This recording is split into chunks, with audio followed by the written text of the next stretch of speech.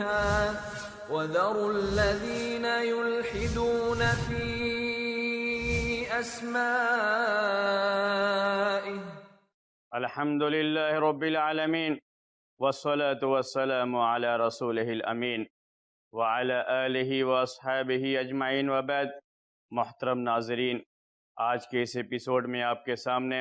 اللہ تبارک و تعالیٰ کے ایک نام الرفیق کی شرح لے کر کے حاضر ہوا ہوں۔ اللہ تبارک و تعالیٰ کا یہ نام الرفیق حدیث میں آیا ہوا ہے، قرآن میں اس کا ذکر نہیں ہے، لیکن صحیح حدیث میں اس کا ذکر ہے۔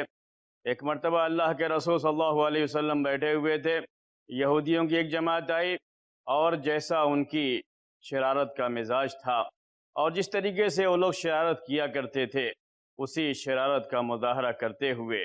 انہوں نے آ کر کے سلام کرتے ہوئے کہا السلام علیکم۔ عربی زبان میں جب سلام کرتے ہیں تو کہتے ہیں السلام علیکم۔ السلام علیکم کا مطلب ہوتا ہے کہ اللہ تبارک و تعالیٰ کی سلامتی تمہارے اوپر نازل ہو، اللہ تبارک و تعالیٰ تم پر سلامتی نازل فرمائے، تمہیں صحیح سالم رکھے، تمہیں دنیا میں بھی صحیح سالم رکھے، آخرت میں بھی صحیح سالم رکھے۔ جب ایک مسلمان دوسرے مسلمان کو سلام کرتا ہے تو اس کا مطلب یہ ہوتا ہے۔ یہ یہودی جب آ کر کے سلام کیے تو یہ السلام علیکم کہنے کے بجائے، یعنی سلامتی کی دعائیں دینے کے بجائے، انہوں نے کہا السلام علیکم۔ ذرا زبان کو دبا کر کے بولتے تھے، سامنے والے کو احساس نہ ہو، بجائے السلام کہنے کے السام کہتے تھے، لام چھوڑ دیا کرتے تھے، اور السام کے معنی عربی زبان میں ہوتے ہیں موت کے۔ جب یہ یہودی السلام علیکم کہہ کر کے سلام کیے، آپ کی بیوی اما عائشہ رضی اللہ تعالی عنہ سن رہی تھی، انہوں نے سنا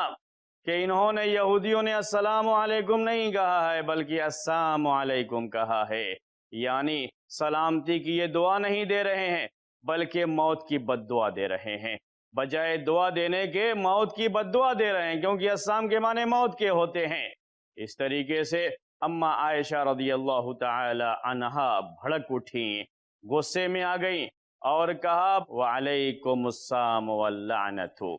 بلکہ تمہاری موت ہو اور تم پر اللہ تعالیٰ کی لعنت برسے، اللہ تبارک و تعالی اپنی رحمت سے تمہیں دور کرے۔ عائشہ رضی اللہ تعالی عنہا آپ کی بیوی، ہم سب کی ماں، بھڑک اٹھیں اور بھڑک کر کے انہوں نے یہ جواب دیا، یہ بات کہہ دی۔ اللہ کے رسول صلی اللہ علیہ وسلم نے ان یہودیوں کو کچھ نہیں کہا، کیونکہ ان کی یہ شرارت تو معروف تھی، مشہور تھی، لیکن آپ نے اپنی بیوی کو سمجھایا، اما عائشہ رضی اللہ تعالی عنہا کو یہ بتایا، کہا کہ اے عائشہ نرمی اختیار کرو، یہ سختی مناسب نہیں ہے، ان اللہ رفیق یحب الرفق۔ اس موقع پر آپ نے اپنی بیوی سے کہا اے عائشہ نرمی اختیار کرو، بے شک اللہ تعالی رفیق ہے اور رفق کو پسند فرماتا ہے، نرمی کا رویہ اختیار کرنے کو پسند فرماتا ہے، اللہ تبارک و تعالی سختی کرنے کو پسند نہیں فرماتا۔ اس طرح سے جذبات میں آ کر کے بھڑک کر کے کوئی بات آدمی کہہ دے، کسی کو سخت سست کہہ دے، کسی کے خلاف کوئی ایکشن لے لے، اللہ تعالیٰ اس کو پسند نہیں فرماتا ہے، اللہ تعالیٰ نرمی کو پسند فرماتا ہے۔ اللہ تعالیٰ کے نام میں سے ہے رفیق، اور اللہ تعالیٰ کو رفق پسند ہے، نرمی کرنا پسند ہے۔ اللہ کے رسول صلی اللہ علیہ وسلم نے اپنی بیوی کو سمجھایا، اما عائشہ رضی اللہ تعالیٰ عنہ نے کہا اے اللہ کے رسول صلی اللہ علیہ وسلم، کیا آپ نے سنا نہیں انہوں نے کیا کہا ہے؟ آپ نے شاید اس کی طرف توجہ نہیں دیا ہے کہ یہ لوگ کہے کیا ہیں، یہ لوگ السلام علیکم نہیں کہے ہیں، انہوں نے السلام علیکم کہا ہے، کیا آپ نے سنا نہیں کہ انہوں نے کیا کہا ہے؟ اما عائشہ رضی اللہ تعالیٰ عنہ کہتی ہیں کہ کیا آپ نے سنا نہیں کہ انہوں نے کیا کہا ہے؟ مجھے آپ سمجھا رہے ہیں، اچھی بات ہے، نرمی کرنا چاہیے، لیکن ذرا ان کی بھی خبر لیجئے، انہوں نے کیا کہا ہے، انہوں نے کیا کہا ہے، آپ نے سنا نہیں؟ جب کہا عائشہ رضی اللہ تعالیٰ عنہ نے اے اللہ کے رسول آپ نے سنا نہیں انہوں نے کیا کہا ہے؟ آپ نے کہا عائشہ تم نے نہیں سنا کہ میں نے جواب کیا دیا ہے؟ میں نے کہہ دیا علیکم، اور یہ یاد رکھو کہ ہماری جو دعا ہے وہ اللہ تعالیٰ کے یہاں قبول ہوگی، ان یہودیوں کی بد دعائیں ہمارے حق میں قبول نہیں ہوگی۔ اس لیے یہاں اس میں اتنا بھڑکنے کا معاملہ نہیں تھا، اتنا غصہ ہونے کا معاملہ نہیں تھا، نرمی اختیار کرنے کا معاملہ تھا۔ بڑی مشہور یہ حدیث ہے، اور اس حدیث میں اللہ تبارک و تعالیٰ کا یہ نام آیا ہوا ہے۔ اللہ تعالیٰ کا یہ نام رفیق ہے، اللہ تعالیٰ کے ناموں میں سے ایک نام ہے رفیق، جو صحیح حدیث سے ثابت ہے۔ اس نام میں رفق کی بات پائی جاتی ہے، رفق کی صفت پائی جاتی ہے، یعنی اللہ تبارک و تعالی رفق کی صفت سے متصف ہے۔ اللہ تعالی نرمی کرتا ہے، اللہ تعالیٰ اپنے بندوں پر سختی نہیں کرتا، اللہ تبارک و تعالی نرمی کا معاملہ کرتا ہے، نرمی کا برتاؤ کرتا ہے، اور نرمی کرنے کو اللہ تعالیٰ پسند بھی فرماتا ہے۔ اللہ تعالیٰ کو یہ چیز پسند ہے کہ اللہ تعالیٰ کے بندے جب باہم معاملات کریں، ان کے جو تعلقات ہوں، یہ سارے کے سارے تعلقات رفق اور نرمی پر مبنی ہوں، یہاں شدت کا معاملہ نہ ہو، عنف کا معاملہ نہ ہو، سختی کا معاملہ نہ ہو، اور بیجا قسم کی سختی اور اس طرح کے معاملات یہ انسانوں کو زیب نہیں دیتے۔ اللہ تعالیٰ نرمی کا برتاؤ کرتا ہے، اللہ تعالیٰ رفیق ہے، رفق کو پسند کرتا ہے، نرمی کا برتاؤ کرتا ہے، تو اللہ تعالیٰ کو یہ بھی پسند ہے کہ اللہ تعالیٰ کے بندے بھی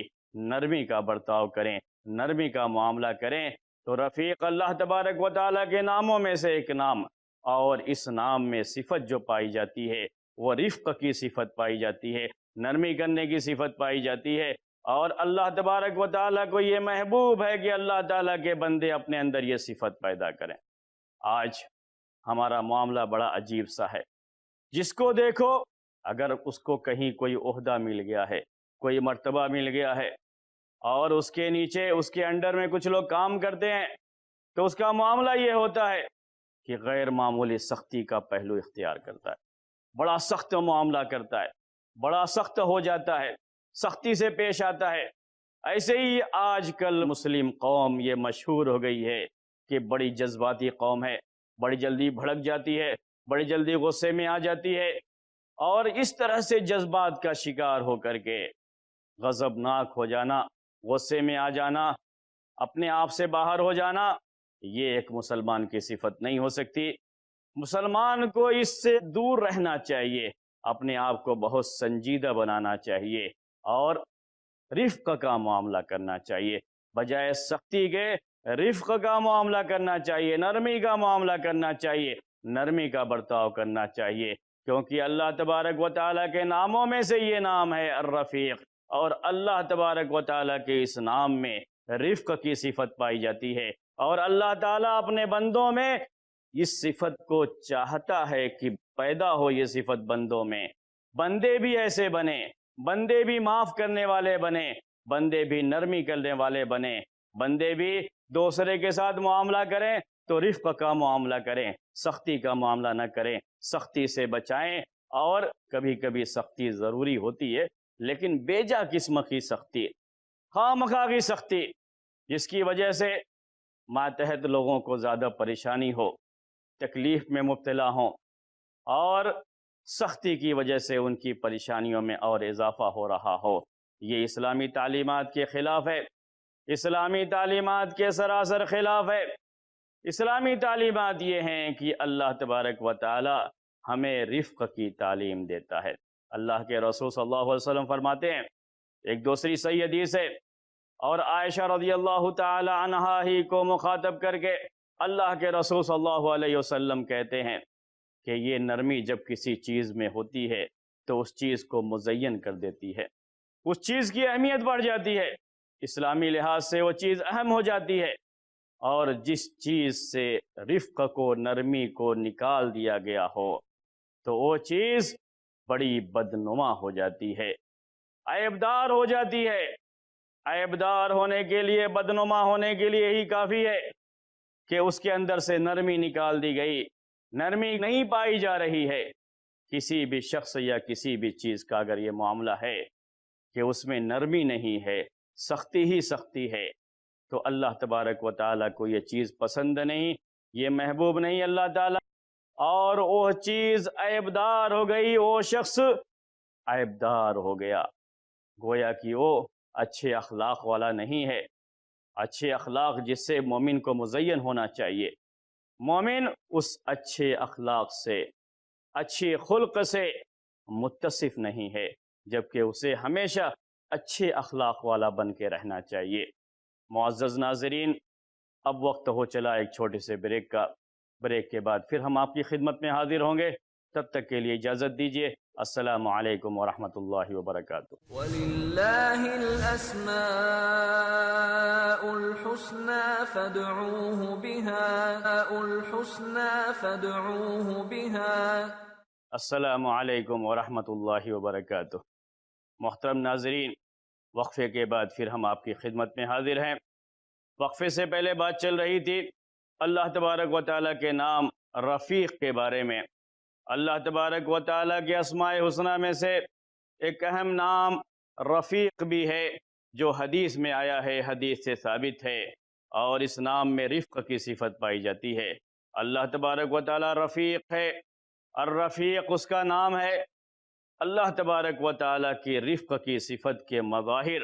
ہم مخلوقات میں اور پوری کائنات کے نظام میں، شریعت کے مسائل میں دیکھتے ہیں، ہمیں یہ چیز معلوم ہے۔ ہم تھوڑی دیر کے لیے جائزہ لیتے ہیں شریعت کے ان احکام کا جہاں ہمیں اللہ تبارک و تعالیٰ کی یہ صفت رفق اور اس کے مظاہر نظر آتے ہیں۔ اللہ تبارک و تعالیٰ نے بندوں کی ہدایت کے لیے، ان کی رہنمائی کے لیے احکام نازل فرمائے، شریعت نازل فرمائی، اور آدم علیہ السلام سے لے کر کے محمد صلی اللہ علیہ وسلم تک ہر نبی پر اللہ تبارک و تعالیٰ نے شریعت نازل فرمائی ہے۔ ہر دور میں جو انسان بستے رہے، جن انسانوں کی ہدایت کے لیے، ان کی رہنمائی کے لیے کتابیں نازل کی گئیں، ہدایات نازل کی گئیں، گائیڈ لائن اتارا گیا، تو اللہ تبارک و تعالیٰ نے اس دور کا خیال کرتے ہوئے ان کی مناسبت سے ایسے احکام نازل فرمائے جس پر وہ آسانی سے عمل کر سکتے ہوں۔ جس قوم میں انسان طاقتور ہے، جسمانی قوت زیادہ ہے، تو اللہ تبارک و تعالیٰ نے ان کے لیے ایسے احکام نازل فرمائے جس پر وہ آسانی سے عمل کر سکتے ہیں۔ لیکن جب جسمانی طاقت کمزور ہوتی گئی، آہستہ آہستہ انسان میں بہت ساری کمزوریاں آ گئیں، تو اللہ تبارک و تعالیٰ نے ان بندوں کے لیے احکام آسان کر دیے۔ ہر زمانے میں ہر نبی پر جو شریعت نازل کی گئی، اس دور کا خیال کرتے ہوئے نازل کی گئی، تاکہ لوگوں کے لیے اس پر عمل کرنا آسان ہو۔ یہ اللہ تبارک و تعالیٰ کے رفق کے مظاہر میں سے ہے۔ اس سے ہمیں یہ بات سمجھ میں آتی ہے کہ اللہ تبارک و تعالیٰ رفیق ہے اور رفق اس کی صفت ہے۔ اللہ تبارک و تعالیٰ نے بندوں کی مناسبت سے ایسے احکام نازل فرمائے جو ان کی فطرت سے ہم آہنگ تھے، جو ان کی فطرت سے میچ کھاتے تھے، جس پر عمل کرنے میں ان کو کوئی پریشانی نہ ہو، ایسے احکام نازل فرمائے۔ اللہ تعالیٰ کا ارشاد ہے، لا یکلف اللہ نفسا الا وسعها، کہ اللہ تعالیٰ کسی بھی نفس کو مکلف نہیں بناتا مگر اتنا ہی جتنی کہ اس کے پاس طاقت ہے۔ جتنی جس کے پاس طاقت ہے، اللہ تعالیٰ نے اسی لحاظ سے اسے ذمہ داریاں بھی دیں، اسی لحاظ سے شریعت کے احکام نازل فرمائے۔ ایک قوم کے لیے جب اللہ تبارک و تعالیٰ نے ایک عام شریعت نازل فرمائی، تو اس میں بھی اس بات کا خیال کیا گیا کہ سب لوگ برابر نہیں ہوتے، اس میں بھی بعض لوگوں کے پاس طاقت کم ہے، بعض کے پاس طاقت زیادہ ہے، کچھ معذور ہیں، کچھ مجبور ہیں، اور کچھ لوگ صحیح سالم ہیں۔ ہر ایک کا خیال کرتے ہوئے اللہ تعالیٰ نے شریعت نازل فرمائی۔ یہ اللہ تبارک و تعالیٰ کی نرمی ہے، اللہ تبارک و تعالیٰ کے رفق کے مظاہر ہیں کہ اللہ تبارک و تعالیٰ نے سب کو ایک ساتھ ایک حکم میں نہیں جوڑا، اگر جوڑا ہے تو اس میں استثنائی شکل ضرور رکھی ہے۔ آپ یہ بات جانتے ہیں، اللہ تبارک و تعالیٰ نے ہمارے لیے طہارت کے احکام نازل فرمائے۔ جب ہم نماز کے لیے کھڑے ہوتے ہیں تو اللہ تبارک و تعالیٰ کا یہ حکم ہے کہ یا ایھا الذین آمنوا اذا قمتم الى الصلاة فاغسلوا وجوہکم وایدیکم الى المرافق وامسحوا برؤوسکم وارجلکم الى الکعبین، کہ جب تم نماز کے لیے کھڑے ہوتے ہو تو وضو کر لو۔ وضو کرنے کا طریقہ بتایا کہ اپنے چہرے کو دھو، اپنے ہاتھ کو دھو، کہنی تک اور اپنے سر کا مسح کرو، اپنے پیر کو دھو۔ اللہ تبارک و تعالیٰ کا یہ حکم ہے۔ لیکن اگر کہیں بندہ ایسی جگہ پر ہے جہاں وضو کرنا اس کے لیے ممکن نہیں، پانی موجود نہیں ہے، پریشانی ہے، پانی موجود نہیں ہے، کیا کرے گا؟ اللہ تبارک و تعالیٰ نے اس کے لیے معاملہ آسان کر دیا۔ یہ اللہ تبارک و تعالیٰ کے رفیق ہونے اور رفق کی صفت سے متصف ہونے کے مظاہر میں سے ہے کہ اللہ تبارک و تعالیٰ نے اس کے لیے معاملے کو آسان کر دیا۔ اگر تمہیں پانی نہیں مل رہا ہے تو پاک مٹی تم اس پر اپنا ہاتھ مار کر کے تیمم کر لو۔ اللہ کے رسول صلی اللہ علیہ وسلم نے طریقہ بتایا کیسے تیمم کرنا ہے۔ یہاں ہمارا مقصد اس درس کے اندر یہ بتانا نہیں ہے کہ تیمم کیسے کرنا ہے، وضو کیسے کرنا ہے، بلکہ ہم اس درس میں آپ کو یہ بتانا چاہتے ہیں کہ اللہ تبارک و تعالیٰ کے احکام کس طریقے سے نرمی کی طرف آتے ہیں، کیونکہ اللہ تعالیٰ رفیق ہے، رفق کو پسند کرتا ہے، نرمی کو پسند فرماتا ہے، اس لیے اللہ تبارک و تعالیٰ نے احکام کو آسان کر دیے۔ پانی نہیں ہے، اگر مکلف کر دیا جائے نہیں جہاں سے بھی ہو پانی لے کر کے آنا، پانی لا کر کے وضو ہی کرنا ہے، بندے کو پریشانی ہوتی۔ اللہ تعالیٰ بندوں کو پریشان کرنا نہیں چاہتا، ان پر نرمی کا برتاؤ کرتا ہے۔ نرمی کرنا یہ اس کی صفت ہے، کیونکہ اس کا نام الرفیق ہے۔ اللہ تعالیٰ نے آسان کر دیا کہ مٹی پر ہاتھ مار کر کے تم تیمم کر لو۔ ایسے ہی اگر کوئی شخص پریشان ہے، بیمار ہے، بیماری کی وجہ سے وہ نہا نہیں سکتا، اسے ڈر ہے کہ اگر میں نے پانی استعمال کر لیا تو اتنی ٹھنڈک ہے، موسم اتنا ٹھنڈا ہے، اتنی سردی ہے کہ پانی استعمال کرنے کی وجہ سے، ٹھنڈا پانی یہ استعمال کرنے کی وجہ سے میری بیماری بڑھ جائے گی، میری صحت پہ اثر پڑ جائے گا، یا بعض اوقات جان جانے کا بھی خطرہ ہوتا ہے، اسے ڈر ہے۔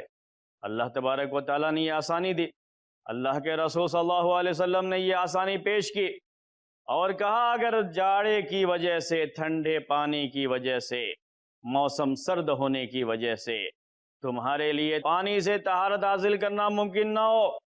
ڈر ہے کہ اس کی وجہ سے کہیں موت نہ واقع ہو جائے، یا بیماری بڑھ نہ جائے،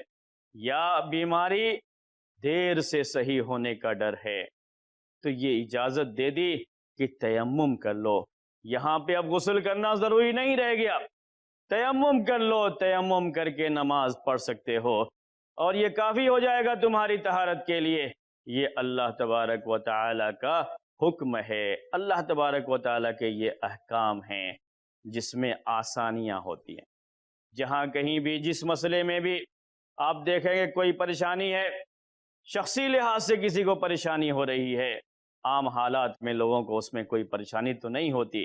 کیونکہ اللہ تعالیٰ ایسا کوئی حکم نازل نہیں فرماتا ہے جس حکم پر عمل کرنے کے لیے لوگوں کو پریشانی کا سامنا کرنا پڑے، کیونکہ وہ الرفیق ہے، رفق کو پسند فرماتا ہے۔ لیکن بعض استثنائی شکلیں ہوتی ہیں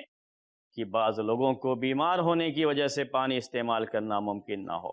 پانی موجود نہ ہونے کی وجہ سے پانی استعمال نہیں کر سکتے، وضو نہیں کر سکتے، غسل نہیں کر سکتے، اللہ تبارک و تعالیٰ نے تیمم کی آسانی اس کے لیے رکھی ہے۔ اسی طریقے سے آپ جانتے ہیں کہ نماز پڑھنے کے لیے، نماز پڑھنے کا جو طریقہ بتایا گیا اس میں قیام بھی ہے، رکوع بھی ہے، سجدہ بھی ہے، لیکن اگر اللہ تعالیٰ کا کوئی بندہ کھڑا ہو کر کے نماز نہیں پڑھ سکتا، کھڑا ہونا اس کے لیے مشکل ہو گیا، بیٹھا تو ہے لیکن کھڑا نہیں ہو سکتا، کھڑے ہو کر کے نماز نہیں پڑھ سکتا، اللہ تبارک و تعالیٰ نے یہ آسانی رکھی کہ کھڑے ہو کر کے نماز نہیں پڑھ سکتے تو اب بیٹھ کر کے نماز پڑھ لو، بیٹھ کر کے نماز پڑھنا کافی ہے، بیٹھ کر کے نماز پڑھ لو۔ یہ آسانی کس کی طرف سے؟ اللہ تعالیٰ کی طرف سے۔ اللہ کے رسول صلی اللہ علیہ وسلم ایک مرتبہ گھوڑے سے گر گئے تھے، یعنی یہ معاملہ ایسا نہیں ہے کہ یہ آسانیاں صرف ہم لوگوں کے لیے ہیں اور اللہ کے رسول صلی اللہ علیہ وسلم یا آپ کے صحابہ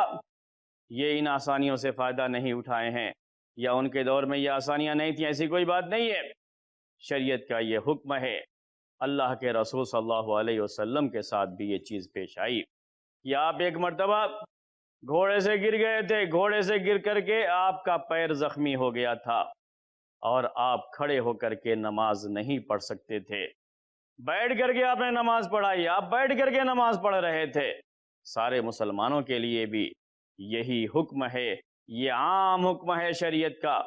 کہ اگر کوئی شخص کھڑا ہو کر کے نماز نہیں پڑھ سکتا اس کے لیے اجازت ہے وہ بیٹھ کر کے نماز پڑھے۔ اللہ تبارک و تعالیٰ کے رفق کے مظاہر میں سے یہ بات ہے، کیونکہ اللہ تعالیٰ رفیق ہے، رفق کو پسند کرتا ہے، نرمی کو پسند فرماتا ہے۔ نرمی کی یہ صفت اللہ تعالیٰ کو بہت پسند ہے، اور یہ پوری صفت ہمیں دین کے سارے معاملات میں نظر آتی ہے۔ یہ چند باتیں آپ کے سامنے اللہ تبارک و تعالیٰ کے اس نام کے تعلق سے پیش کی گئیں۔ ابھی اس ایپیسوڈ کا وقت ختم ہو رہا ہے، اس لیے ہم آپ سے اجازت چاہتے ہیں۔ اگلے ایپیسوڈ میں انشاءاللہ پھر آپ کے سامنے اسی نام کے تعلق سے اور اللہ تبارک و تعالیٰ کے رفق کے مظاہر کے تعلق سے چند باتیں پیش کی جائیں گی۔ اگلے ایپیسوڈ کا انتظار کیجیے اور ہمیں اجازت دیجیے۔ السلام علیکم ورحمۃ اللہ وبرکاتہ۔